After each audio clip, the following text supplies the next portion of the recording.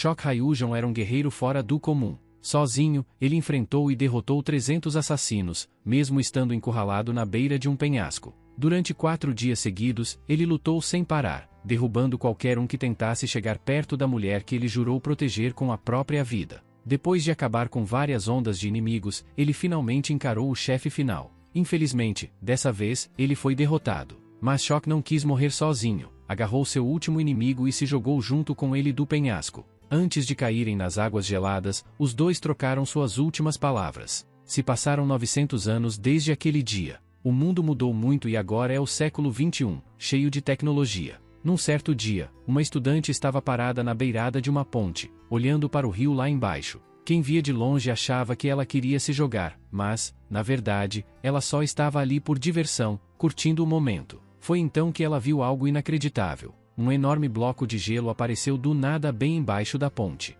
Dentro dele, estava o corpo de um homem, perfeitamente preservado. As autoridades logo chegaram e levaram o tal homem para uma base especial. Lá, o colocaram todo amarrado, com medo de que ele acordasse de repente e fizesse alguma coisa inesperada. Todo mundo estava curioso para saber de que época aquele cara bonitão era. Alguns achavam que ele podia ser da antiga dinastia Goryeo. Quem assumiu o caso foi Jung Seon-yong, diretor de um setor secreto de pesquisa que respondia direto ao presidente. Quando viu o corpo, ele teve certeza. Aquele homem podia ajudar a ciência a dar um salto enorme na preservação de corpos, usando técnicas de congelamento. O assistente do diretor ficou meio preocupado com tanta amarração. Achava que, quando o guerreiro acordasse, não ia gostar nada de estar preso daquele jeito. Mas o diretor não queria arriscar. O corpo de Shock Hyujon era tão diferente do de qualquer humano moderno que nem parecia da mesma espécie. Todos os exames que fizeram nele deram resultados inesperados. Sang-yong sabia, ainda tinha muita coisa surpreendente por vir.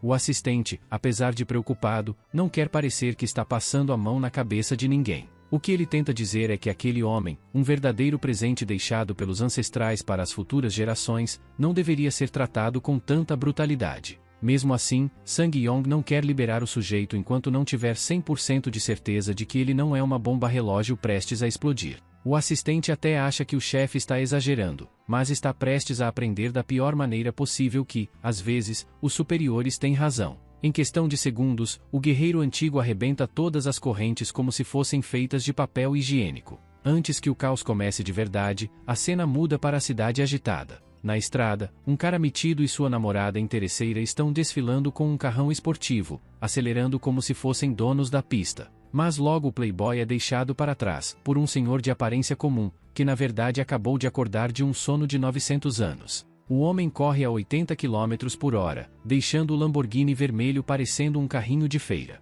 Ele passa voando pelos carros, faz curvas super fechadas sem nem pensar em reduzir a velocidade e, de brinde, ainda causa vários acidentes no trânsito. A galera da geração Z, é claro, puxa os celulares na hora para gravar tudo. Afinal, ninguém quer perder um momento tão insano. Agora vamos ver o que passa na cabeça de Hyujon. Ele corre por ruas que nunca viu antes, confuso, tentando entender se está sonhando ou se isso é real. A última lembrança que tem é de quando tentou proteger sua amada dos assassinos e caiu da cachoeira junto com seu inimigo, Okon. De repente, ele dá de cara com várias viaturas da polícia bloqueando o caminho. Os policiais tentam assumir o controle da situação, cercando Hyujon, que está parado, totalmente perdido em pensamentos. Ele se lembra claramente de cair na água com Okon. Um dos policiais se aproxima com cuidado, pedindo que ele colabore e não resista à prisão, para não piorar ainda mais a situação. Mas Hyujon está tão confuso que mal escuta. Na cabeça dele, a única coisa que faz sentido é que, se ele não está morto,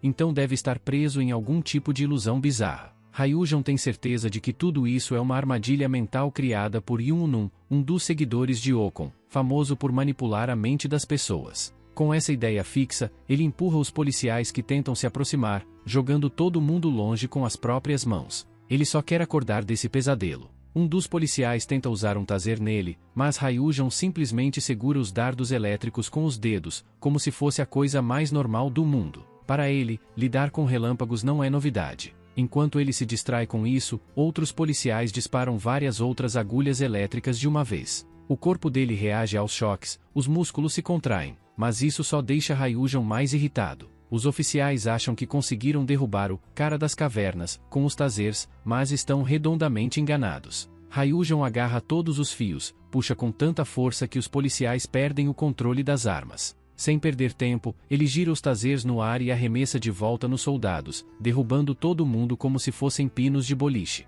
A galera que assiste tudo fica completamente chocada. Ver um único homem detonando a polícia sem sair do lugar é simplesmente surreal. Ryujão parece estar só brincando com eles, como se fossem bonecos de pano. Mas, no fundo, o único objetivo dele é encontrar alguma saída desse mundo estranho, alguma pista que o ajude a quebrar essa ilusão. Cada vez mais viaturas chegam, mas não adianta. Ryujão bate o pé com tanta força no chão que o asfalto racha e os carros ao redor voam. Para não perder mais tempo com esses insetos, ele simplesmente dá um salto gigantesco, tipo Hulk, e desaparece longe no céu. Depois disso, a cena corta para Jong Min-woo, o diretor da Inteligência Nacional. Ele está furioso no telefone, gritando com a equipe pela falta de resultados. Agora ele tem certeza de que nem as forças especiais, nem a polícia, vão conseguir dar conta daquele homem. Do outro lado da linha, quem responde é Jong Seong-yong, o líder da operação, aquele mesmo que estava na instalação quando tudo começou a dar errado. Ele concorda com o diretor, mas antes que a discussão continue, o superior de Jong Min-woo, que estava sentado no banco de trás do carro, assume a responsabilidade pela bagunça. Ele diz que a culpa é dele e que está tudo sob controle, pelo menos é o que ele acha. Eles estão lidando com um cara que, na teoria, deveria ser inútil contra armas modernas. Mas, enquanto o chefe dá essa declaração cheia de confiança, a cena na rodovia mostra outra coisa. O lugar está lotado de veículos militares, tanques, caminhões blindados e até helicópteros enchendo o céu. Sério, parece que estão se preparando para enfrentar o Godzilla. Enquanto isso, Shokugou está no topo de um prédio, completamente cercado. Até o telhado está cheio de policiais armados, prontos para agir. Já que estão provocando, ele decide que vai mostrar do que é capaz. Antes da luta começar, ele dá uma olhada ao redor, e escolhe uma vassoura como sua arma. Sim, uma vassoura. Ele decide que vai derrotar todo mundo usando só aquilo. Um dos soldados atira no chão perto dos pés dele, achando que isso vai assustá-lo. O policial está convencido de que um lutador antigo como ele não tem chance contra armas de fogo. Mal sabe ele o que está por vir.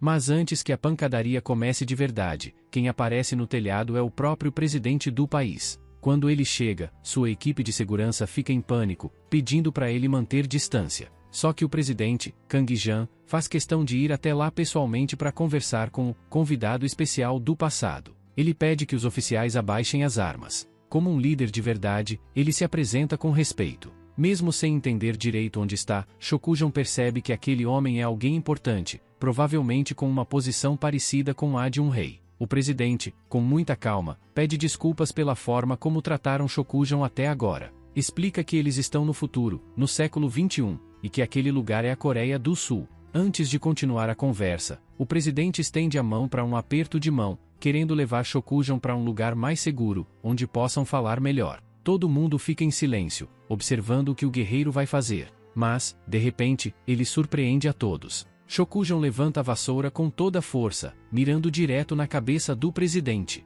Para ele, aquele homem pode ser a chave para acabar com essa ilusão maluca em que está preso. Os policiais surtam na mesma hora, levantando as armas e apontando para a cabeça dele, prontos para atirar. Por um milagre, o presidente ainda está vivo depois do ataque. Sem perder tempo, ele ordena que todos parem de atirar. Enquanto isso, Shokrion começa a pensar melhor sobre tudo. Ele tem quase certeza de que isso não é um truque de Uni. Afinal, ela foi a maior ilusionista da era Goryeo, e nas ilusões dela, o inimigo sempre sofria bastante. Lembrando das lutas que teve até agora, Shakrion percebe que o que sentiu durante os combates com os policiais parecia bem real. Então, a única conclusão lógica é que esse lugar realmente existe. A cena muda para a casa segura do presidente. Uma mesa enorme, cheia de comida, foi preparada só para ele. Mas antes de se entregar a tanta fartura, Ryujão quer ter certeza de onde está. O presidente explica que estão em uma base secreta, feita justamente para encontros como esse. Ele insiste que Ryujão aproveite a refeição,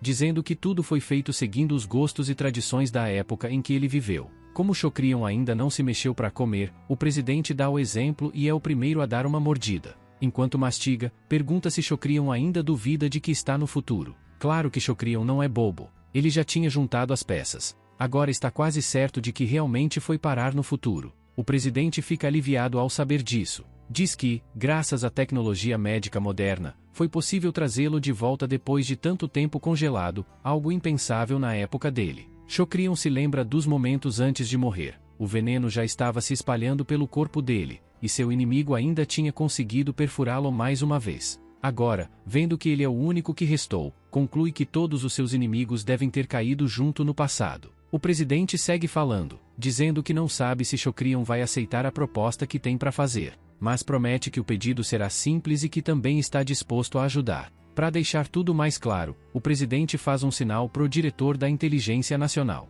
Os caras ligam a TV e, na tela, aparece um repórter falando sobre o super-humano avistado na cidade. O vídeo mostra o homem correndo tão rápido quanto os carros, e até ultrapassando alguns deles. Enquanto isso, nas ruas, o pessoal já começou a ligar os pontos. Muita gente suspeita que o cara que eles viram voando por aí é o mesmo que foi encontrado congelado na geleira do Rio An. Os boatos estão se espalhando rápido. Tem até gente chamando ele de super-herói. Então, o repórter aparece na TV com uma atualização urgente. Segundo ele, tudo que as pessoas viram fazia parte de uma gravação de filme. O diretor do projeto queria o máximo de realismo possível. Na verdade, foi tudo uma encenação criada pelo próprio governo. A ideia era enganar o público para que ninguém desconfiasse da verdade. Afinal, o mundo ainda não está pronto para saber que existe um homem que ficou congelado por séculos e sobreviveu. O governo sabe que, se estudar essa situação direito, pode fazer descobertas científicas gigantescas. Outros países já tentaram fazer isso antes, mas todos falharam por falta de tecnologia para reviver alguém de um congelamento tão longo.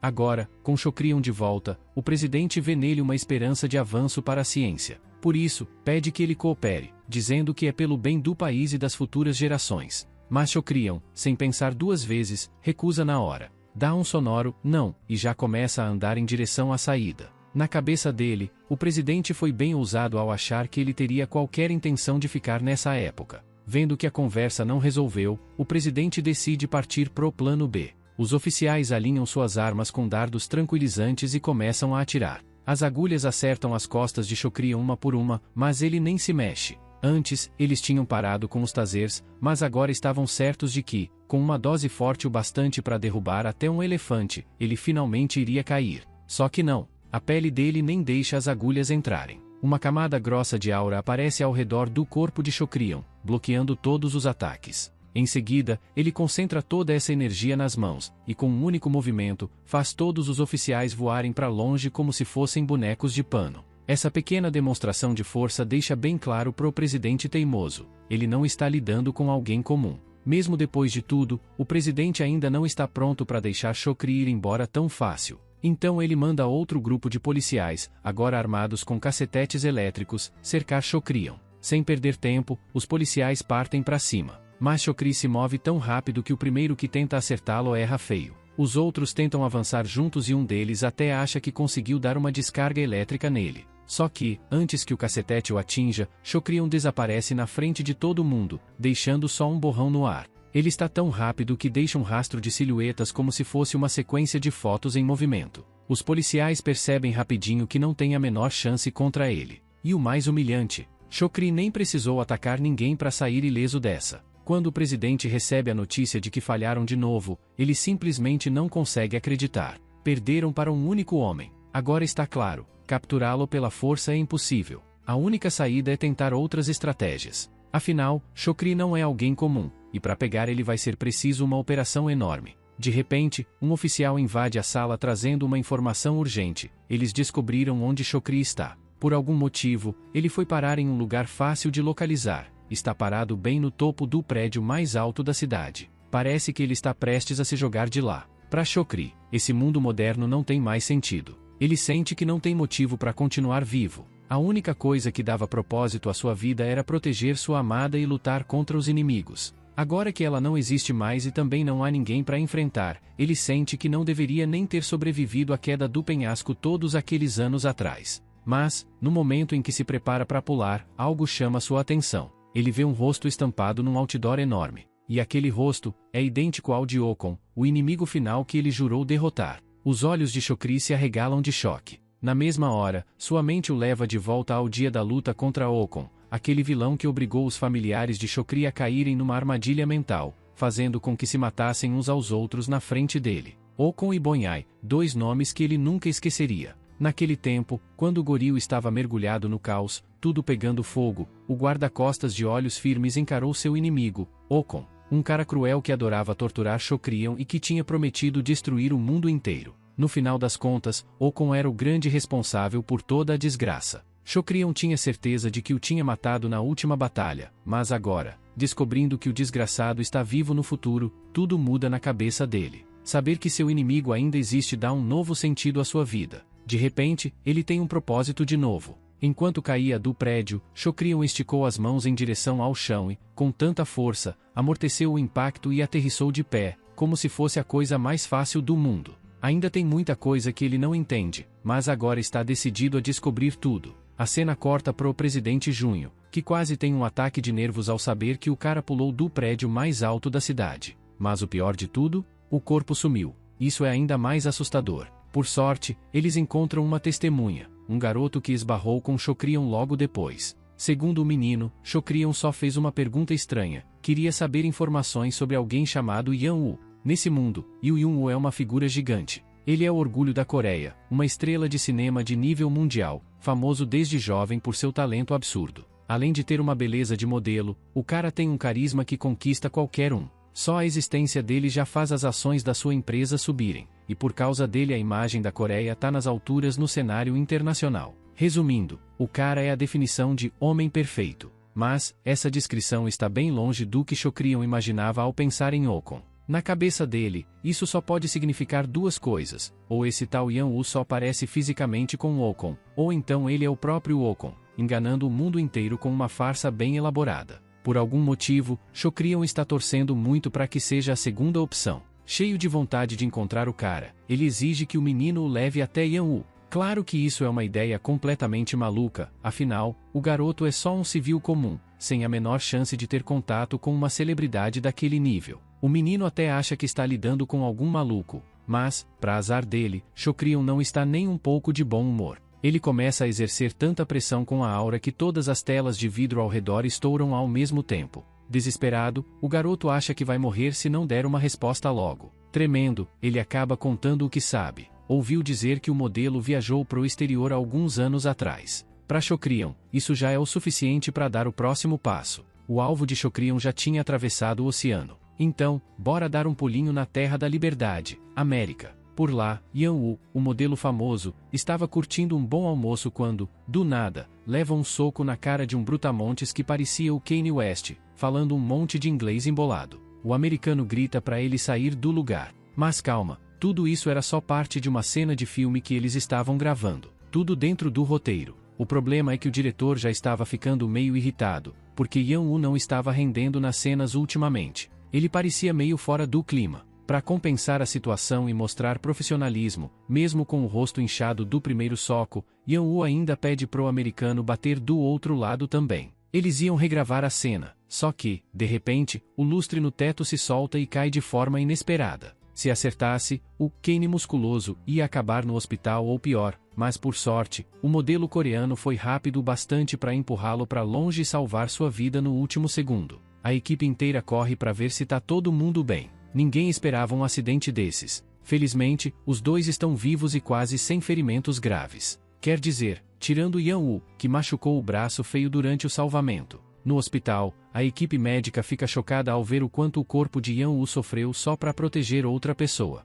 Por causa desse gesto heróico, ele acaba recebendo uma enxurrada de presentes das pessoas, como forma de agradecimento. Yan-woo, sempre gentil, decide dividir os presentes com os funcionários do hospital. Ele também pede desculpas por ter bagunçado a agenda de filmagens por causa do acidente, mas a equipe só está feliz que ele não ficou mais ferido. Só que, mesmo com tudo isso acontecendo, Yan-woo acaba recebendo uma notícia que muda tudo. Enquanto isso, lá na Coreia, o presidente Junho estava se despedindo de todos quando, adivinha quem estava esperando por ele? Exatamente, Shocrion. Ele simplesmente passou por todos os níveis de segurança como se fosse o Batman. O presidente até se lembrou de ontem à noite, quando quase teve um infarto porque o mesmo cara apareceu no escritório dele, do nada. Desta vez, Shocrion veio para aceitar a oferta de cooperação que tinha recusado antes. Só que agora, com uma condição. Ele entrega uma foto de Yan-woo pro presidente e pede uma coisa simples, mas direta: encontrar alguém de confiança, que consiga colocar Shocrion e Yan-woo juntos na mesma sala.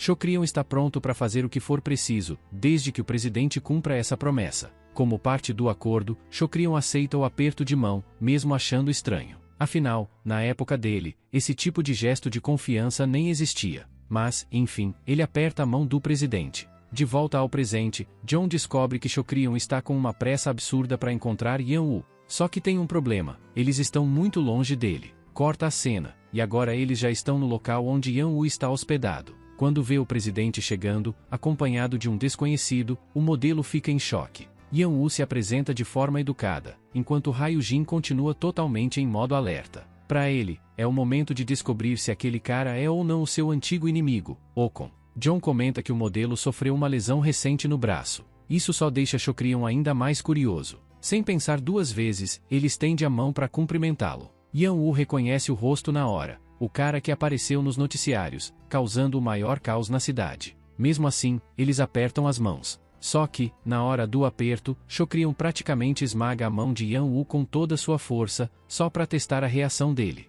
O que surpreende Shokrion de verdade é que, o corpo do modelo parece totalmente normal. Nem um pingo de energia de combate, nada de chi, igual a um humano comum. Meio frustrado, Shokrion pede desculpas por ter invadido o espaço dele. John aproveita e sugere que os dois fiquem confortáveis enquanto ele vai ao banheiro, mas, claro, isso é só desculpa. Na real, o presidente já deixou os agentes de prontidão, só esperando caso alguma coisa dê errado. Agora só sobram dois homens na sala, sentados um de frente pro outro. Mesmo tomando chá, Shokrion tá visivelmente para baixo. Ele percebe que aquele cara só tem o rosto parecido com o de Ocon, mas, fora isso, não tem mais nada a ver. Parece que, no fim, Shokrion está sozinho nesse mundo. Mas então, do nada, Yan-woo se aproxima, olha bem nos olhos dele e sussurra o nome de Shokrion, chocado por vê-lo vivo. Para surpresa de Yan-woo, aquele guarda-costas que ele achava que tinha morrido está bem ali, de pé na frente dele. Shokrion, já no limite da paciência, libera uma aura violenta só de raiva. Ele encara Yan-woo de perto e pergunta se tudo aquilo não passa de uma grande brincadeira de mau gosto. No fundo, ele sabe. Yan-woo pode até ter outro nome, mas para Shokrion, ele é e sempre foi Ocon. A única explicação para tudo isso? Ocon deve ter conseguido alguma habilidade maluca que permite esconder completamente seus níveis de energia. E agora, o clima na sala está prestes a explodir. Ocon estava meio preocupado que Shokrion tivesse voltado ao futuro antes dele. Então ele logo avisou que matar ele ali não faria sentido, e que ele não devia mostrar suas intenções assassinas tão abertamente. Ocon acha que Shokrion ainda está tentando se adaptar a esse mundo novo, enquanto ele já está totalmente integrado. Shokrion não perde tempo e pergunta direto como Ocon conseguiu chegar ao futuro. Mas o esperto Ocon não revela nada e guarda seus segredos. A única coisa que realmente preocupa Shokrion é outra. Ele quer saber se a garota que ele devia proteger também veio pro futuro com eles. Ocon, querendo brincar com os sentimentos dele, responde de um jeito vago, tipo um enigma que só ele entende. Isso deixa Shokrion tão irritado que ele força a mão contra a mesa com tanta pressão que joga Ocon e a cadeira dele para trás. Fica claro que Ocon não vai colaborar. Então Shokrion decide que vai buscar as respostas sozinho. Ele encara Ocon, que está saindo dos escombros, e fica pensando se essa é mesmo a realidade onde eles viveram outra vida juntos. Apesar de tudo, Ocon parece confiante, como se soubesse que Shokrion ainda não está com toda a força. Antes que a luta comece de verdade, Ocon avisa que colocou uma barreira especial de ilusão. Com essa barreira, ninguém vai perceber que eles estão brigando. Para todo mundo vai parecer que eles só estão se reencontrando como velhos amigos. É engraçado, mas mesmo como vilão, Ocon se preocupa em manter a boa fama dele. Ocon avança para atacar, mas Shokrion percebe algo estranho. Ele não está realmente enfrentando Ocon de frente. Com raiva, Shokrion esmagou uma pinha na mão e diz que vai descobrir a verdade por conta própria. Ele comenta que, apesar de Ocon ter escondido sua chave, tipo um segredo ou poder,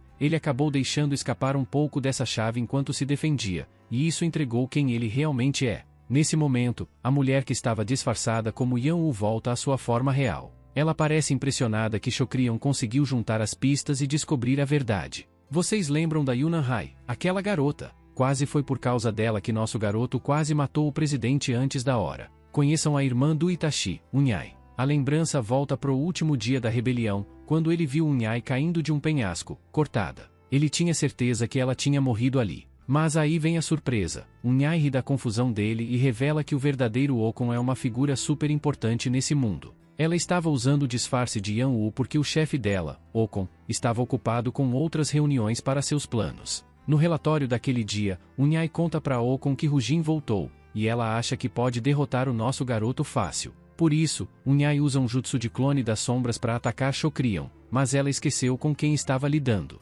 Ele derruba um dos clones numa boa, sem esforço. Ele já estava cansado de ouvir ela falar demais e basicamente mandou ela calar a boca. Como Rujin tinha acabado de acordar, ele estava liberando muita energia, chave, no corpo, o que cobraria seu preço. Mas essa suposição foi o maior erro de Unyai, porque nosso garoto é diferente. Com um único ataque, ele eliminou todos os clones dela. Unyai ficou no chão, sem condições de continuar a luta. Rujin se lembra bem de ter matado a psicopata naquele dia. Ela caiu do penhasco com um ferimento que ninguém deveria conseguir se curar. Por isso, era difícil acreditar que ela estivesse viva agora. Unyai conta que ela também achava que ia morrer naquele dia. Mas quando abriu os olhos, a realidade era outra. Ela estava no futuro, meio perdida, na frente de um homem de terno cinza, Okon, que estava ajudando ela a se adaptar ao novo mundo. Isso significa que Okon foi o primeiro a acordar entre eles, e como ele é o chefe, Unyai não quer desistir fácil. Ela quase chama a atenção de Rujin com uma facada rápida, mas ele contra-ataca na hora, empurrando ela para longe com um golpe forte. Unyai mal consegue continuar a luta, enquanto Rujin vai até ela e fala o quanto ela parece patética dizendo que Okon salvou a vida dela. Ela estava ali só há um mês, mas Rujin não está preocupado com isso. Ele quer saber quando o corpo dela começou a apodrecer. Ela não entende onde ele quer chegar, até ele rasgar a camisa dela e mostrar a carne podre embaixo. Aí Rujin solta a real. Okon nunca salvou ela. Ele usou um feitiço só para mantê-la viva por um tempo, até que ela finalmente cumprisse seu destino depois que não fosse mais útil. Unyai ficou completamente louca, gritando com ele por falar coisas tão absurdas. Ryujin percebe que ela nunca tinha ouvido falar dessa técnica, mas para ele está claro, ela é só uma ferramenta nos planos de Okon. Ele até fica pensando por que está fazendo ela fazer tarefas tão pequenas, e entende que para Okon o valor dela não passa disso. Para Unyai, tudo está virando um pesadelo, e ela fica assustada ao perceber que logo vai morrer. Mas existe uma saída, uma forma que só Ryujin conhece. Ele vai ter que usar um tipo diferente de energia, um chi diferente do que está destruindo o corpo dela. Ele mostra para ela como fazer isso, usando um pouco do seu próprio chi para reverter o problema. Unyai entende então que seu mestre na verdade estava planejando matá-la em silêncio. Ryujin conclui que o orangotango pode usar essa técnica de infusão, então ela vai ter que decidir de que lado vai ficar. Chegando a esse ponto, Unyai diz que quer viver e pede uma ordem para Ryujin. Eu achei que ela ia morrer, como geralmente acontece nessas histórias, mas essa mudança foi boa. Ryujin revela que agora vai agir como um agente duplo. Na cena seguinte, Yan-Wu sai correndo, pedindo para ser salvo de Ryujin. Ele avisa o presidente e pede para saírem rápido da confusão. O presidente fica assustado ao ver que alguém perigoso está dentro da sala e se pergunta o que aconteceu. Quando entram, encontram Ryujin, que destruiu o lugar todo. Ele pede desculpas pela bagunça e oferece compensar do jeito que puder, dizendo que estava só testando umas coisas. O presidente não liga muito para isso e pergunta se Ryujin está bem mentalmente. Também se preocupam com Yan-Wu, querendo saber se ele não se machucou. Na verdade, Unyai fica chateada ao ver que nosso garoto está tão instável, porque isso não é comum nele. O jeito que ele está agindo poderia ganhar um Oscar de tão bom. De qualquer forma, ele quer conversar sério com Unyai logo para falar dos seus planos com Okon. A história volta ao passado, mostrando que o jovem espadachim recebeu uma missão. Ele devia sempre sacar sua espada para proteger as pessoas importantes ao redor. Os guarda-costas devem proteger as pessoas com suas próprias vidas, e Ryujin sempre lembrava que a vida dele valia menos do que a da pessoa que ele deveria proteger. Mesmo assim, como vivem para proteger, eles são muito teimosos e determinados a não morrer. Ryujin acorda no laboratório, onde os cientistas estão em alerta, e percebe que sua condição está pior do que antes. Ele diz que está bem, mas quer saber até quando vão continuar a pesquisa. O presidente diz para ele ir devagar, porque eles podem continuar depois. Confesso que estou começando a gostar do presidente, porque ele trata nosso garoto com respeito, não como um escravo. Ryujin prefere deixar a pesquisa para outro momento, porque tem uma promessa importante para cumprir. Na cena seguinte, Unyai vê Ryujin chegar, um pouco depois do que ela esperava. Ela percebe que alguém está seguindo ele, mas é só um dos guardas do presidente, então está tudo bem. Eles resolvem falar dos planos durante o jantar, mas Unyai fica surpresa porque ele pede várias bebidas, tudo por conta dela. O irmão dela manda ela ficar quieta, porque é ele quem vai fazer as perguntas. Então ele começa a contar a história de Okon, que basicamente enganou ele no último encontro. Okon é da família que Ryujin devia proteger. Por muito tempo, acharam que Okon tinha morrido num acidente, mas ninguém sabia que ele fingiu a morte para planejar uma rebelião. Unhai conta que Okon é cheio de segredos, e ela só seguiu as ordens sem questionar. Como ela não sabe responder direito, Ryujin pergunta se tem mais alguém do passado que apareceu no futuro. Pelo que ela sabe, só Okon, Unhai e Ryujin mesmo. Ela até tentou procurar registros de outras pessoas, mas não achou nada. Rigon descobre que Okon está fora do país agora, e Unhai fica meio chateada por ter que encontrar ele do jeito que está. O fato é que Okon ficou muito mais forte desde o passado. Ryujin parece não ligar para os latidos dela e tenta interromper, mas na verdade vê algo que o deixa chocado. De repente, o verdadeiro Yan-Wu, ou melhor, o verdadeiro Okon, está ali, olhando para eles do lado de fora do restaurante. Um sorriso aparece no rosto dele, porque percebe que o mundo ficou mais interessante com essa descoberta. Ryujin se levanta e chama a reunião de inútil e patética. Ele quer colocar mais condições para ela. Depois de ver Okon pessoalmente, algo importante despertou nele. Ele estava tão cego pela vontade de vingança que esqueceu o que realmente importava. Ryujin diz que acredita muito na sobrevivência da garota que ele deve proteger. Mesmo que isso pareça estranho para Unhai, que já procurou documentos para provar o contrário, as palavras do mestre são claras e firmes. Na cabeça dele, seu único dever é proteger quem foi designada a ele. Seguindo essa regra firme, ele vai atrás da sua dama primeiro. Unhai lembra que não vai ser fácil achá-la, porque ela nem se lembra do rosto dele.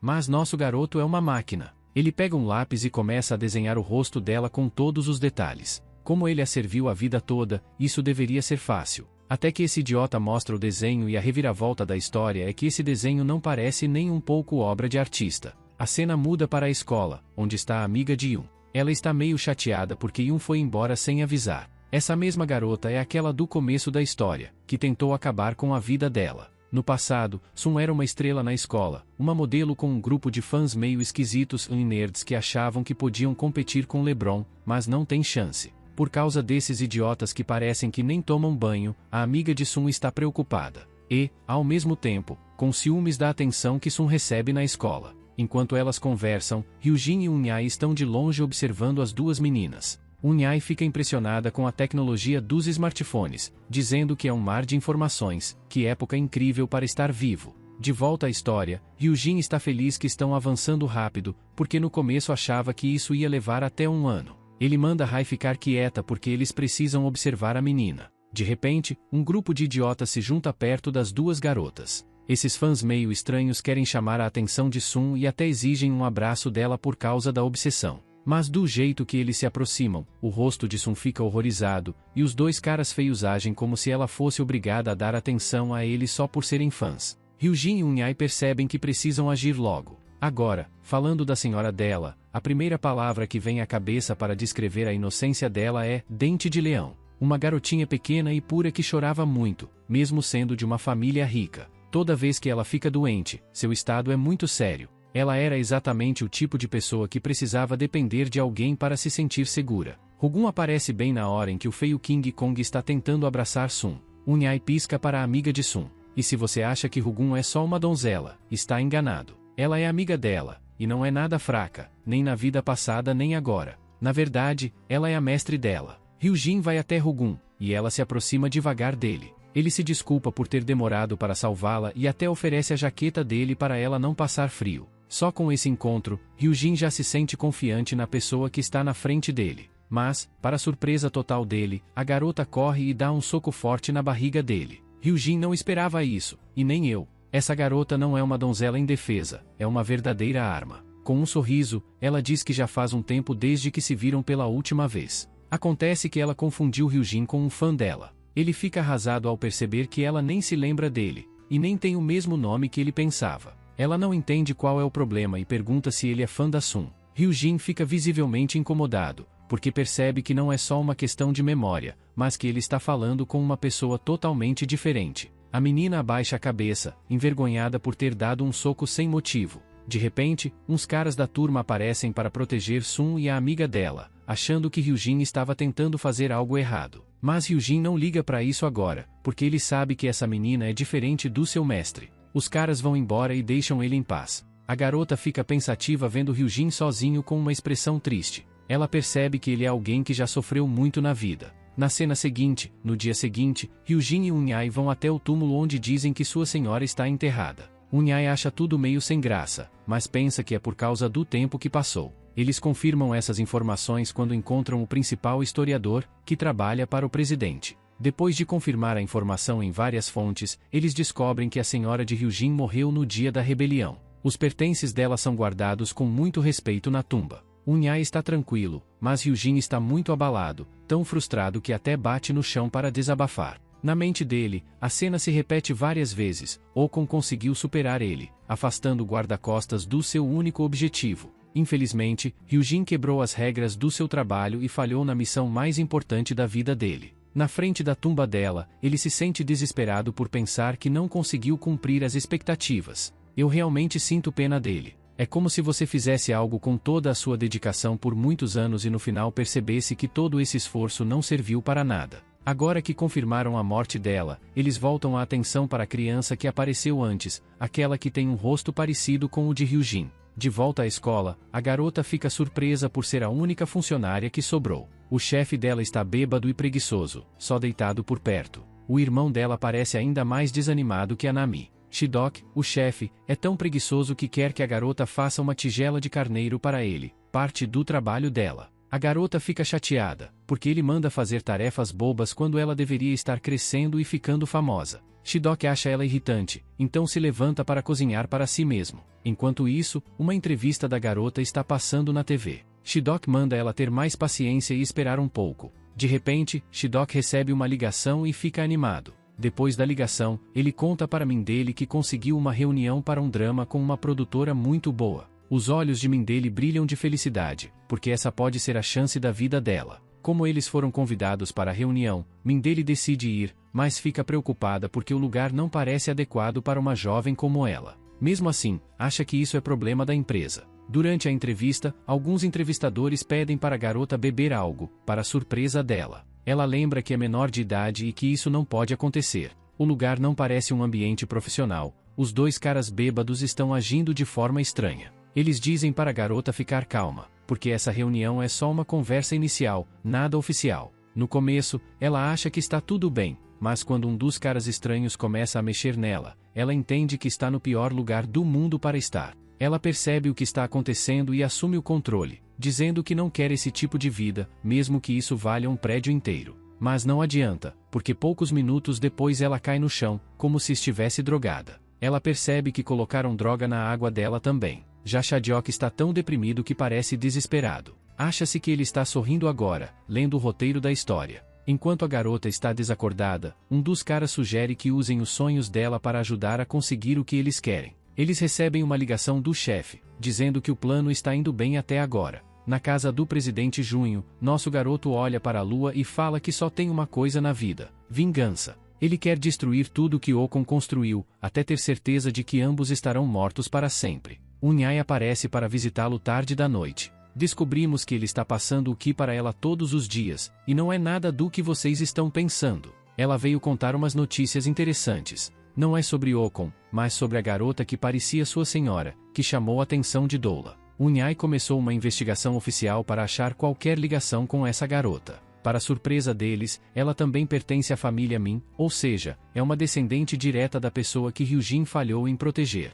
Depois de seguir a garota por um tempo, Unhai descobriu que ela está em apuros e precisa de ajuda. Mas, mesmo com tudo isso, Ryujin não liga nem um pouco para um descendente. Ele volta para dentro, sem mostrar interesse por alguém que nem era a sua mestra de verdade. Unhai fica um pouco irritada com essa reação, especialmente depois de todo o esforço que fez para encontrar a garota. Quando recebe uma ligação de repente, percebe que precisa correr. Por dentro, ela acha que Ryujin deveria simplesmente desistir da garota se a encontrasse. Sentado em silêncio, o homem triste se lembra de uma memória da pessoa que ele mais amava. Ela provocou muitas emoções nele, até o dia da rebelião chegar. Preocupado que sua senhora pudesse estar em perigo, ele pediu que ela fugisse em segurança. Mas ela fez um pedido final: sempre que ela olhasse para ele, ele deveria estar lá para apoiá-la. Esse rosto, que ele compara ao da Duel, fica fixo na mente dele. Muitos pensamentos confundem o jovem, que agora tem certeza de que a garota não é sua verdadeira mestra. Duel não tem nada a ver com ele, então por que ele deveria se importar? Ele também acha que alguém por aí já deve estar protegendo ela. Vamos voltar para Nanomi, que recebeu Baeshu como um novo recruta para ser gerente. Para surpresa de Baeshu, ele já vira gerente no primeiro dia, sem nem entrevista. Afinal, o chefe não se importa se ele é novato. Ele se despede lembrando que, depois da Duel, ele é o único funcionário ali. Tem uma surpresa para ela e quer saber como foi a reunião. Recebendo uma ligação do chefe, o cara de cabelo branco fica muito bravo. Ele foi ao banheiro rapidinho e, enquanto isso, o plano falhou, a vítima escapou. O subordinado tentou mexer com a garota e levou um susto. Agora que a garota fugiu, eles vão estar na mira da polícia se alguém contar. Mas o chefe acha que ela não deve ter ido muito longe, já que ainda está drogada. E ele está certo. Duel mal consegue andar e se apoia na parede. Infelizmente, ela perdeu o telefone no quarto, senão poderia ter chamado a polícia. A pobre garota nem percebe o corredor direito, enquanto os homens a perseguem para pegá-la. Ela implora para que suas pernas funcionem, sabendo que é a única chance de sair viva dali. Quando ela chega perto da porta, é empurrada para trás, e os homens a alcançam. O chefe quer machucá-la, mas ela já está muito abatida. Eles ficam surpresos com a força dela, por ter resistido tanto tempo. Sem se importar mais, decidem levá-la de volta. De repente, o chão começa a tremer. O chefe sente bem forte, até que todo o prédio começa a balançar. É um terremoto muito forte. A menina percebe que tem uma chance. As luzes estão apagadas e ninguém consegue ver nada. Para a surpresa dela, a porta está aberta, porque nosso garoto já entrou. De volta à casa do presidente, Hyujin recebe uma mensagem de Unyai, ainda sem entender por que ele se esforçou tanto para vir salvar a garota. Na verdade, ele poderia ter simplesmente ignorado ela, então nem sabe direito por que veio. Sem complicar muito, Hyujin admite que queria fazer uma boa ação. De repente, um homem ameaçador aparece e exige que eles soltem a garota imediatamente. O cara de cabelo branco fica assustado, sem saber de onde esse homem surgiu. Enquanto isso, o chão continua tremendo. Hyujin se joga contra o homem, batendo ele em várias coisas antes de derrubá-lo no chão. Agora é a vez do Bulkut, que está prestes a perder o controle de medo. Hyujin encara ele de forma ameaçadora e manda ele soltar a garota. Bulkut não entende por que está tão irritado, mas vê que Hyujin está tratando outra pessoa como um boneco de treino e fica com muito medo. Ele corre até o carro para fugir, mas Hyujin para ele e diz que nunca mandou ele ir embora. Bulkut sai do carro, e Hyujin pergunta o que eles fizeram com a garota para deixá-la desacordada. Ele pergunta se deve matar Bulkut, se não receber uma resposta. Empurrando o carro com pura força, Hyujin quer saber se a garota foi envenenada, e, se sim, quer o antídoto na hora. Bulkut tenta explicar que a garota só está drogada e vai acordar em breve. Mas Hyujin não quer desculpas e faz um sanduíche com a mão do cara como aviso, ameaçando quebrar o pescoço dele se descobrir que está mentindo.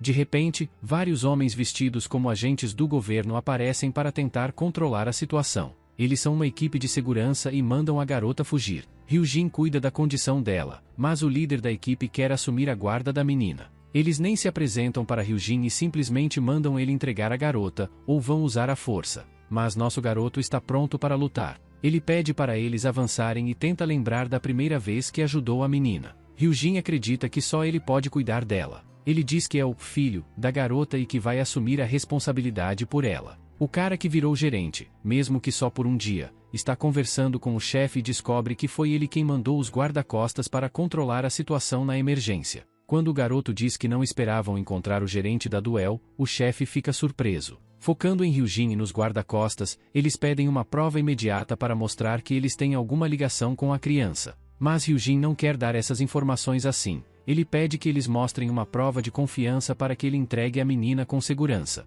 Na cabeça dele, ele não confia nesses caras e acha que eles têm segundas intenções. Um dos seguranças tenta atacar Hyujin, mas ele dá um chute no estômago do cara e o empurra com um golpe da palma da mão. O segurança cai no chão, e Hyujin pensa se exagerou. O líder da equipe manda o resto dos seguranças atacarem, mas isso não é um filme de luta comum. Hyujin enfrenta eles com vários golpes e vence facilmente. Enquanto se afasta dos que sobraram, Hyujin sente que não está totalmente preparado para o que vem pela frente. Então o líder da equipe de segurança entra na briga. Finalmente, a garota acorda. Ela não lembra dos caras da equipe de segurança, então Hyujin manda ela fechar os olhos por um segundo e prepara um ataque forte. Num piscar, ele derruba todo o time como pinos de boliche com um golpe explosivo. A garota está atordoada demais para falar, só admite que ele é um humano muito forte. Na cena seguinte, ela volta segura para o chefe dela, que percebe que cometeu um grande erro ao mandar a garota sozinha, sem ninguém para cuidar dela. Ele não sabia que isso ia acontecer e se sente enganado pela empresa, só porque ela tem um nome famoso.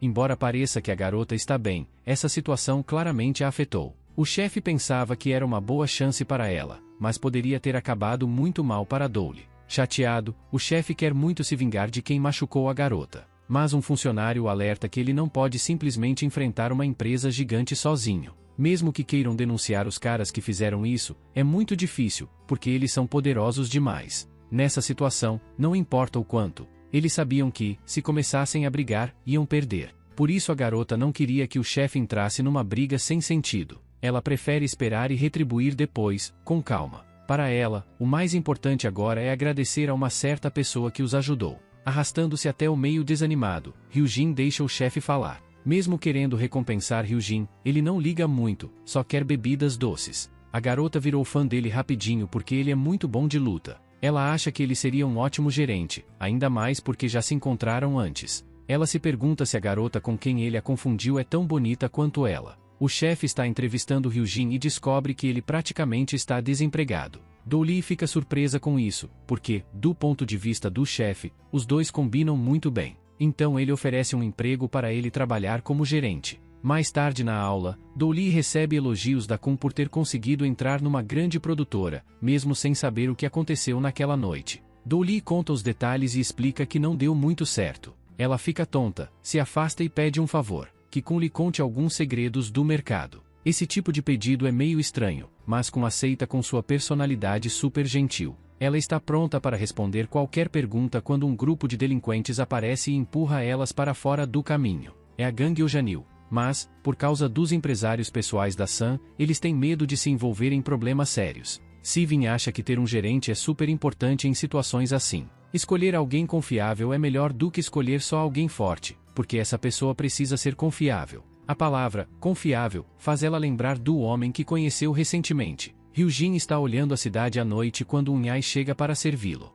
Ele é meio duro com ela, porque está sempre atrasada. Ele se pergunta qual é a agenda pessoal dela, já que ela vive se atrasando. Unyai não quer falar sobre isso e pergunta por que ele a chama de irmão. Ele quer saber sobre o papel de gerente de celebridades, que nem a garota entende muito bem. Ela explica que o gerente cuida da saúde das celebridades e resolve os negócios para elas. Basicamente, o zelador sempre cuidava deles. Agora que ela contou tudo, quer saber por que ele perguntou aquilo. Ryugun explica que conseguiu um novo emprego como gerente na Minduli, o que a surpreende bastante, porque ele tinha sido bem duro e a rejeitado outro dia. Ela até reclama com ele por ter mudado de ideia e já desconfiava que isso ia acontecer no final. Além disso, ele descobriu algo interessante sobre a garota. De volta ao grupo de emergência, ele conta para o chefe sobre um homem estranho que causou o fracasso da missão. Enquanto isso, Ryujin conta para Unyai que lutou contra um grupo de caras para salvar a vida dele, mas percebeu que eles eram diferentes.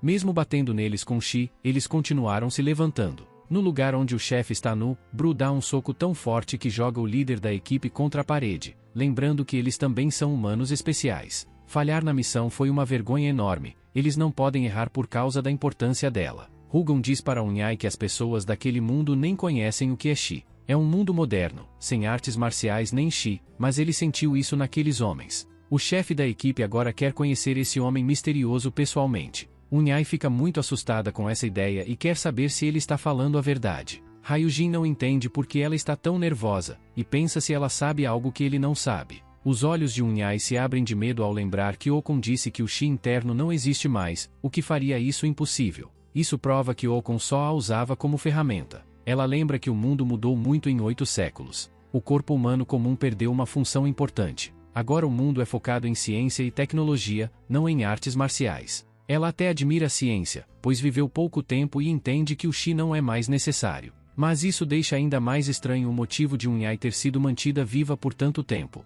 Ryujin diz que ele não sentiu um Shi simples, então está meio perdido e quer investigar esses caras primeiro. De repente, o irmão pula de um prédio na frente dela, faz um pouso estilo super-herói, e Jojo aparece no caminho para descobrir a verdade escondida que estão escondendo dele. No dia seguinte, vemos a melhor escola da Coreia, cheia dos carros mais caros e diferentes do mundo. A escola secundária Yongjun é um lugar onde o governo investe bastante, parecendo até uma universidade, com vários cursos e atividades diferentes. E adivinha? O Duli estuda lá. Essa escola é cheia de alunos metidos e filhos de gente rica, tipo os 3 caras que você já conhece. Tem também umas garotas problemáticas. Infelizmente, diferente dos outros alunos, ela só conseguiu entrar por sorte. Por causa disso, ela é zoada só por existir, e por sua origem, tratam ela como lixo, até tentaram prender a Sunun com uma coisa monstruosa dessas. Duli perde a paciência com Sojong, mas mesmo querendo revidar, ela só leva mais bullying e provocações dos meninos da classe. A turma toda é contra ela, e ela não pode fazer nada para mudar isso. Enquanto isso, todo mundo fica curioso porque hoje vai chegar uma nova aluna transferida. O professor chega e manda a turma sentar. As crianças estão animadas, esperando a nova garota, sabendo que o professor é bem exigente. Mas, para surpresa de todos, quem aparece é o nosso garoto Choque Hyujin, todo estiloso no uniforme. Vamos voltar um pouco e lembrar do encontro dele com o presidente da escola. Ele pediu para entrar e explicou que quer aprender mais sobre esse mundo, porque tem muita curiosidade. O presidente então diz que vai pedir para o diretor do Instituto Nacional de Inteligência cuidar desse pedido. Enquanto a idade dele não for um problema, ele poderia entrar. E olha só, agora ele faz parte da turma. E todas as meninas já estão suspirando por ele, até os meninos estão admirando o visual, achando que ele pode ser uma estrela ou ator famoso. Janal chega e tira eles de perto, se apresenta e elogia o corpo do Hyujin, que responde com um comentário que arrepia. Rein fala que ele ganha cortando cabeças, ou seja, derrotando pessoas. O mais engraçado é que o nerd que contou para ele sobre Yeon-woo dias atrás também está na mesma turma. Esse garoto está todo tremendo, com medo do Hyujin, que parece um personagem de anime superpoderoso. Janil ri dele, que está com medo que o Hyujin destrua a escola toda. Hyujin olha para ele com um olhar engraçado, e logo depois vê Duli fazendo sinal para ele sair da sala para uma conversa. Ele vai lá e consegue falar com ela. Ela não acredita que ele entrou tão fácil e quer saber mais sobre quem ele realmente é. Antes de vir para essa escola, Hyuk recebeu uma ordem bem séria. Não podia contar quem ele realmente era. Ele foi treinado para lidar com essas situações pela mídia antes de entrar. Então, ele explica que conseguiu entrar por uma admissão especial, já que também é empresário dela, um trabalho parecido com guarda-costas. Como sabe que gente perigosa está de olho nela, ele quer ficar perto para protegê-la. Mas ela fica meio incomodada e avisa para ele não fazer isso na escola, porque os dois podem arrumar problemas. Ela acha melhor fingir que nem se conhecem, porque ainda não é uma celebridade de verdade. Enquanto isso, o cara está ali conquistando ela, mas some rápido, tipo o Batman. Agora, mudando de cena, um garoto nerd está apanhando porque não quer entregar o dinheiro do almoço para um valentão. Você sabe como é esse tipo de briga. Ele é teimoso e leva um soco no estômago que dói muito por não obedecer. O valentão, Janil, controla a aula toda e deixa a turma com medo. Nosso garoto percebe o que está rolando porque sentiu um pouco de chi por perto, e Janil está fazendo o nerd ajoelhar para pegar o dinheiro dele. O garoto fraco explica que Janil cobra impostos de todo mundo, trata a escola como se fosse dele, porque tem uma família poderosa. Dá para dizer que ele é tipo um rei. Isso deixa Hyuk com nojo, porque acha patético esse Janil que se acha rei, mas é fraco de verdade. Só que Rein e os capangas do Janil ouviram isso. Rein, que é educado, pede desculpas por incomodar o rei. Gil acha que Hyuk está querendo causar confusão na hierarquia da escola. Os capangas acham que dá para lidar com Hyuk fácil, mas Janil fica bravo e empurra Hyuk, pedindo um soco justo. Hyuk pergunta se ele está pronto para morrer, o que pode parecer exagero, mas ele está falando sério. Janil, irritado, prepara um soco para acertar Hyuk. O garoto fraco não acredita que já está rolando briga no primeiro dia da transferência. De repente, o professor aparece. O professor entra na hora certa, estragando a diversão de Janil, que estava prestes a começar uma briga. Ele foi avisado para manter esses problemas fora da escola. Janil lembra Hyuk que vai fazer a vida dele um inferno, mas isso é só ameaça de covarde. O irmão age como se fosse destruir Hyuk, mas Hyuk fica só olhando, meio confuso. Na hora do almoço, Hyun pede para sentar com um grupo, mas todos saem com medo, porque não querem se envolver com ele por causa de Janil. Como ninguém quer sentar, o garoto tímido pede para dividir a mesa. Eles acabam conversando e comendo juntos. Hyuk fica surpreso que todo mundo tem medo dele. O garoto tímido conta que está marcado por Janil e os capangas, e que a vida dele na escola vai ser bem difícil. Janil faz tanta pressão que a galera acaba saindo da escola para fugir dele. Mas o garoto também não entende por que Hyuk não bateu em Janil, sabendo que podia. Ele diz que já percebeu que Hyuk é meio estranho, e pergunta brincando se ele é um super-herói de outro tempo, o que é assustador porque Hyuk sabe muita coisa. De repente, o professor chama Hyuk para conversar numa sala separada, fazendo perguntas simples sobre como é a escola. Hyuk responde que não gosta dos professores, porque eles não são mais tão bons nem tão justos como antes. Ele sabe o motivo do professor chamá-lo. Então, Hyuk fala para Eun-hye parar de fingir. Ela volta ao normal e fica chocada ao ouvir sobre Shi na escola. Mas ninguém sabe a quem esse Shi pertence. Por isso, Hyuk tentou criar uma confusão para forçar alguém a usar Shi, mas o professor atrapalhou. Mesmo assim, ele confirma que o Chi marcial ainda existe no mundo. Enquanto isso, Janil está batendo no garoto fraco, e Hyuk vai gostar quando ele for devolver a porrada. O garoto fraco é mandado tirar a camisa para revidar. O garoto bateu de leve no ombro de Junho, que parecia bem assustado, como sempre. Janil apontou para o rosto apavorado dele e deu um soco tão forte que sacudiu o corpo do garoto. Os capangas assistiam o líder brincando com sua nova presa. Eles lembravam que tinham visto Rugon no refeitório falando com Junho, por isso ele estava sendo castigado. Com o soco, Junho quase perdeu as calças. Mas aí o garoto de óculos, que é o presidente da turma, apareceu para impedir. Ele decidiu agir depois de conversar com Duel, que ficou bravo porque ele tinha se ajoelhado para os valentões antes. Essa conversa fez o presidente recuperar a coragem. O presidente foi tipo um super-herói contra Janil, pronto para destruí-lo, mas Rai apareceu do nada e bloqueou o ataque. Então Ryujin começou a atacar Janil só com palavras, dizendo que ele não era rei de verdade, e sim um covarde pela forma como agia. Isso irritou os capangas, que partiram para cima do aluno transferido. Ryujin lembrou que tinha prometido não causar confusão na escola, então ficou parado sem reagir. Ele perguntou para Junho por que ele se juntou a um cara marcado como encrenqueiro. Junho respondeu com um ditado: os fortes sempre protegem os fracos. Ele sempre viu Ryujin como alguém forte, mas que, de certa forma, era meio fraco por estar se adaptando ainda à escola. A parte legal é que até o garoto mais fraco da turma ajuda Ryujin nessa adaptação difícil, mostrando que força nem sempre é só física. Depois, um dos capangas de Janil machucou a mão tentando bater em Ryujin, e acabou no chão quando ele revidou. Ryujin pensou que ele mesmo já foi fraco em algumas coisas. As crianças ficaram chocadas ao ver Ryujin nocautear dois caras rapidinho. Então ele olhou para Janil e perguntou se o rei estava pronto para mostrar sua força de verdade. Janil ficou louco, se jogando para dar um soco. Mas, para surpresa de todos, Ryujin só deu um tapa na testa dele, mandando Janil voando para longe. Ele nem se esforçou, parecia entediado, e ainda chamou Janil de patético. Foi uma surra física e verbal que fez Janil parecer um fracasso total. Enquanto Janil fica derrotado no chão, Ryujin está entediado e acha que Janil nem merece ser chamado de rei. Para ele, o presidente da turma é muito mais digno desse título. Lembrando do soco que ele parou antes, Ryujin entende que o cara estava tentando segurar seus poderes no máximo. Park Min-guk é o tal que eles estavam procurando, ele quem vazou informações sobre o Marshal Shi. Min-guk ataca Ryujin forte e pergunta o que ele está escondendo. Ninguém na escola entende o que eles estão falando, mas parece que Ryujin causou uma confusão grande. Quando vê a bagunça, Duel chega e encontra Janil e seus capangas derrotados. Ela não sabe o que está acontecendo e vê o presidente da turma falando com Ryujin. Ryujin olha ao redor, cruza o olhar com ela e segue andando, ignorando tudo. Depois da aula, San e Dola conversam sobre como é incrível um cara como Ryujin estudar naquela escola, e ficam tranquilos porque, com ele por perto, a segurança está garantida. Janil agora parece um idiota, mas ele ainda quer dominar tudo de novo. Sunun percebe que Ryujin parece diferente, como se tivesse uma atração natural que faz as pessoas quererem se aproximar dele. E ela está gostando disso, querendo chegar mais perto, sem saber que Ryujin é na verdade o empresário dela. Sem muita escolha, a garota confessa a verdade para Ryujin,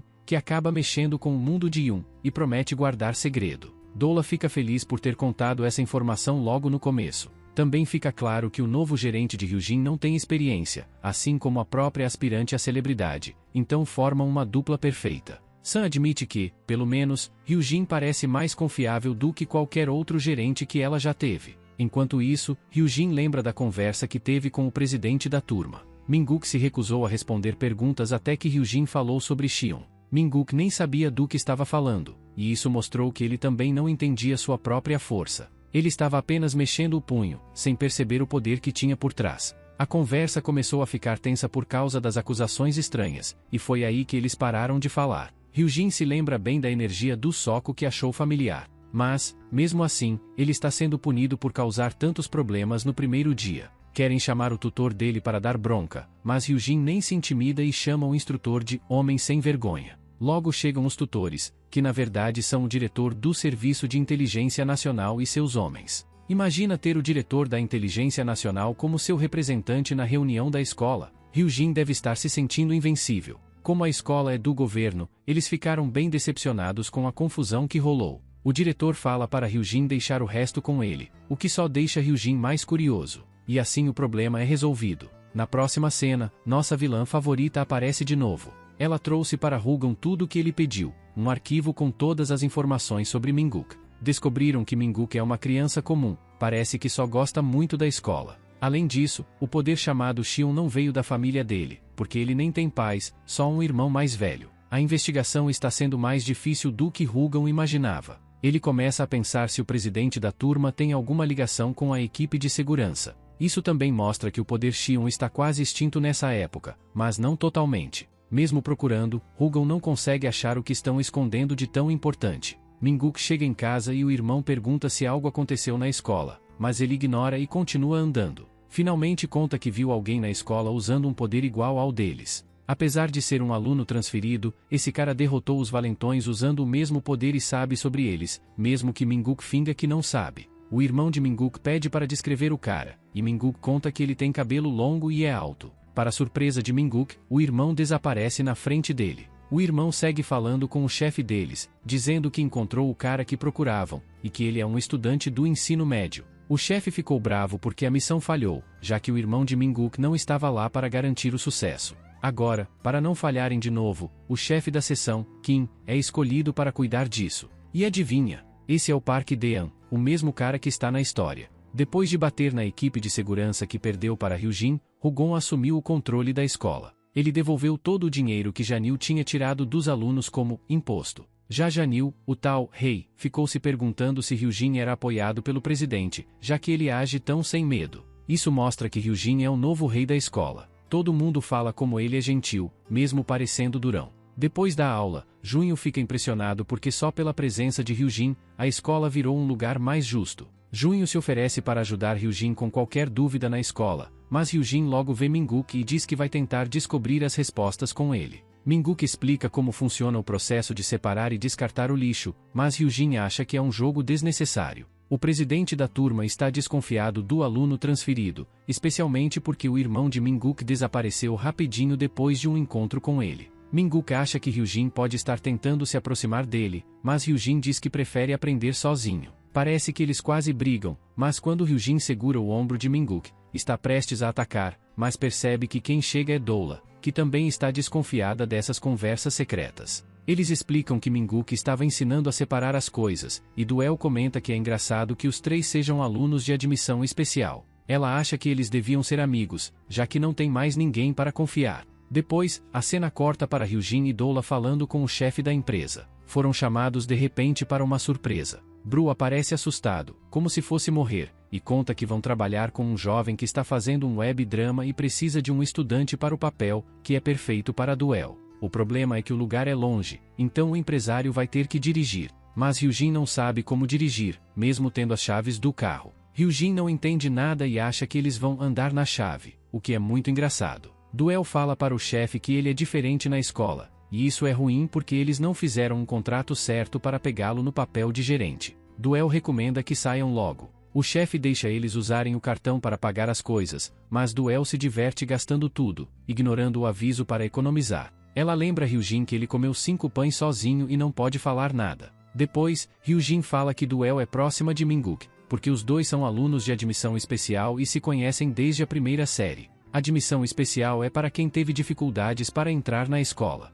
Mesmo sendo um privilégio, a vida lá é difícil. O presidente da turma é forte e influenciado pelo irmão que trabalha na segurança, mas Duel fica chateada porque ele só pergunta pelo outro cara, não por ela. Hou finge que está dormindo, mas está prestando atenção na palavra segurança. Quando chegam no lugar das filmagens, Doula diz para Hyujin não segui-la para não chamar atenção. Ela manda ele descansar no ônibus da equipe, e ele faz isso, pensando nas pessoas de segurança que lutou. Isso mostra que Minguk mentiu para ele, e o irmão Dean também parece suspeito. De repente, um grupo de caras de terno aparece para falar com Hyujin no ônibus. Ele fica feliz porque vai encontrar Dean. Rugon diz que não vai destruir eles se responderem algumas perguntas. Primeiro, ele pergunta sobre o alvo principal deles. Como eles não falam nada, ele pergunta sobre Park Dean. O chefe da equipe tenta atacar Hyujin, mas Hyujin segura o soco sem nem levantar. O cara bloqueou fácil, mas era o que ele queria, porque aí usou muito chi e atacou forte num espaço pequeno. Até os capangas dele acham que isso vai matar Hyujin, que é o líder da equipe de segurança. Dean tenta dar outro soco, mas Hyujin joga o golpe para o lado do rosto dele, e ele fica desacordado. Hyujin usa uma arma útil, achando que isso seria melhor do que só lutar com os punhos. Os outros caras começam a tirar as jaquetas, como se fosse começar uma briga grande. O primeiro deles corre para atacar, e Hyujin percebe que seu Shion aparece quando algo o provoca. Ele luta contra eles enquanto pensa na situação de Minguk. Mas o Shion que ele sente agora parece uma versão ruim do que ele conheceu no passado, sem força de verdade. Por isso, Hyujin vence fácil os caras, sem esforço. Depois, ele coloca eles nos assentos como se eles estivessem só dormindo. Ele acha que o Shion deles é fraco, mas sabe que não é assim com o cara que vem no ônibus. Hyujin sai para enfrentar um homem de terno preto elegante. É Dean, que está surpreso que sua equipe foi destruída em menos de 1 minuto. Hyujin confirma que ele é mesmo Park Dean. E aí vem a surpresa. Hyujin diz que é um ancestral da família dele. Dean ri alto, achando isso absurdo, mas Hyujin continua dizendo que sabe do irmão dele, Minguk. Só ouvir o nome Minguk faz Dean dar um golpe com um cano na cabeça de Hyujin. Dean pergunta quem ele é de verdade, e Hyujin segura o cano, pensando se Dean quer mesmo saber, já que os dois têm o mesmo objetivo. Eles decidem continuar a luta num parque afastado. Dean fala sério sobre a quantidade de chi que está usando e quer respostas, mas só vai conseguir se vencer Hyujin. O combate começa. Dean acerta um golpe forte que empurra Hyujin para trás. Dean fica impressionado com a força quase desumana de Hyujin. A velocidade de Dean foi contrariada por um inimigo como Hyujin. Ele até elogia a habilidade de Hyujin, mas a luta ainda não terminou. Dean usa as paredes como rampas para dar um chute poderoso no ar. Ele percebe que Hyujin está lendo seus movimentos como se fosse um livro aberto, o que o deixa preocupado. Será que ele está mesmo enfrentando uma força da natureza? Mesmo sem saber quem Hyujin é de verdade, Dean é inteligente o bastante para perceber que as habilidades dele podem ser até maiores que as dele próprio. Então, ele decide usar todo o poder do seu Shion.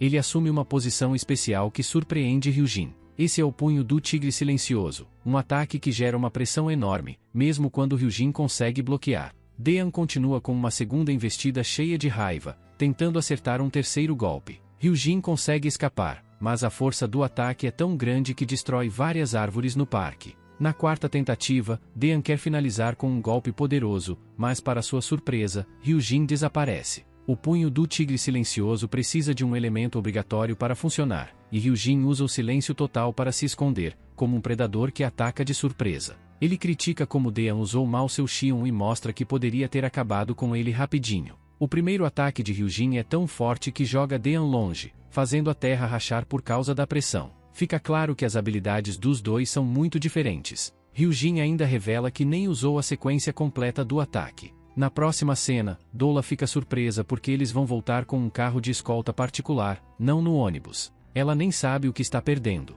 Na manhã seguinte, Hyujin dá um tapa em Dean para acordar ele. Eles estão na casa do irmão de Dean, mas Minguk não parece estar lá. Dean nem lembra de ter ficado inconsciente, mas, como homem honrado, está pronto para cumprir a promessa de contar qualquer informação. Hyujin explica que já descobriu várias coisas sozinho. Primeiro, que o corpo de Dean não tem Shion naturalmente. Isso o fez se perguntar como Dean consegue usar esses poderes. Até que ele encontra algo na casa de Dean, várias pílulas. Elas são diferentes das usadas antigamente, mas servem para a mesma coisa, implantar Shion no corpo da pessoa. Isso explica por que os irmãos Park têm esses poderes. Hyujin entende que nenhum dos dois irmãos sabe sobre a parte mais importante dessas pílulas. Dean fica animado com essa novidade e quer que Hyujin explique tudo de um jeito simples. Para ser direto, nosso garoto chocou Dean dizendo que, do jeito que estavam, os dois podiam morrer. Dean não acreditou nessas palavras e começou a gritar com medo e raiva. Ele não entendia as intenções de Hyujin até que o próprio Hyujin deu um conselho firme. Se ele realmente se importa com o irmãozinho,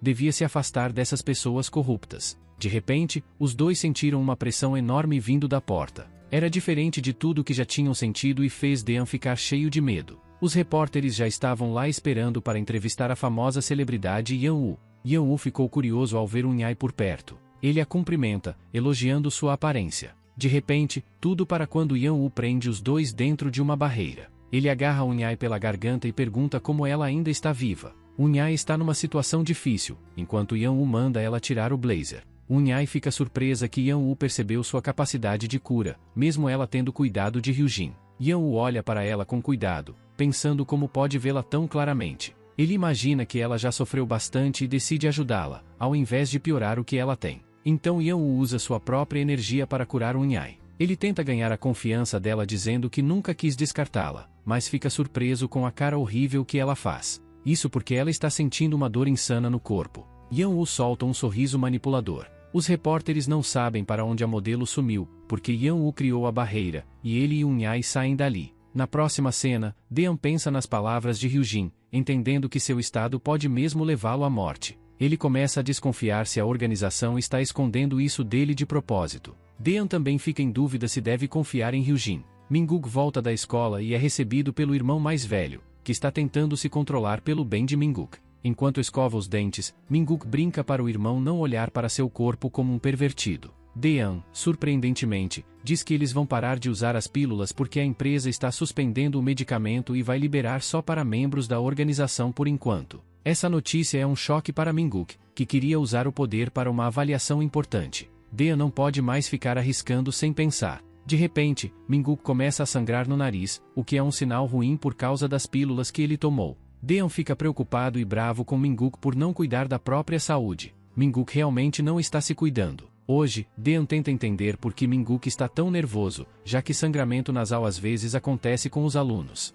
A cena muda para o chefe da organização CK Shields, que está jantando e conferindo seu novo produto. Essa nova fórmula é mais forte que a anterior, prometendo resultados melhores. Eles têm gente especializada para fazer testes, mas mesmo assim, esse pessoal foi derrotado por alguém que estava quase morrendo. Esse é o poder das pílulas Xion, que aumentam o valor da empresa. O diretor da empresa, Cha Jionil, também está na reunião. Dean fica surpreso ao ver que o corpo dele está melhorando e as vendas das pílulas estão crescendo. Os vendedores querem cada vez mais, porque uma única dose já muda tudo rápido. Eles chamam o produto de injeção de vitamina. Por enquanto, tudo está indo como esperado. O chefe pede para Dean fazer um relatório sobre a pessoa que ele tentou atacar. Dean só lembra de ter sido derrotado naquela luta e fica quieto. Ele não pode admitir isso ou vai se prejudicar. Então, ele finge que cuidou bem da situação para ganhar tempo. O chefe manda ele voltar ao trabalho. A cena muda para Minguk, que fica irritado porque Hyujin o segue o dia todo. Mas Minguk é esperto e acha que é só uma coincidência. Na verdade, Hyujin está observando Minguk, mas ainda não viu nenhum sinal do Shi. De repente, Hyujin vê Janil batendo em Junho de novo, punindo a criança por causa do que Hyujin fez com ele. Junho cai no chão, lembrando da dura realidade que vive. Os capangas assistem Janil chutando Junho até que Doule aparece e para a briga, porque eles pensaram que era Hyujin. Janelle se vira para encarar, caminhando até ela, pronta para dar um tapa no rosto. Esse foi o maior erro da vida dela, porque aí Hyujin aparece e impede a briga. Ele está tão assustado com nosso garoto que vai embora sem nem olhar para trás. Hyujin fala para Duelo que ela foi muito imprudente e que não entende por que ela sempre acaba se metendo em problemas e azar. Além disso, ele agora tem outras prioridades depois de descobrir as pílulas. Coisas mais importantes vão ter que vir primeiro, então ele não pode mais cuidar dela ou protegê-la como antes. Mas Hyujin também está preocupado de que algo ruim possa acontecer enquanto ele não estiver por perto. Por isso, ele sente falta dos velhos amigos em quem podia confiar a vida. Duelo avisa Junho para tomar mais cuidado daqui para frente, porque Janil e seus capangas vão aproveitar qualquer chance para humilhá-lo. Enquanto saem, Hyujin tem uma ideia. Talvez ele possa humilhar Janil de vez, destruindo ele de um jeito que não tenha conserto. Por isso, ele manda Junho enfrentar Janil sozinho, é como mandar alguém lutar contra o Superman. Hyujin acredita que essa é a melhor decisão. Como ele não tem mais amigos nessa época, está disposto a passar seu poder para alguém em quem confia, para começar tudo de novo.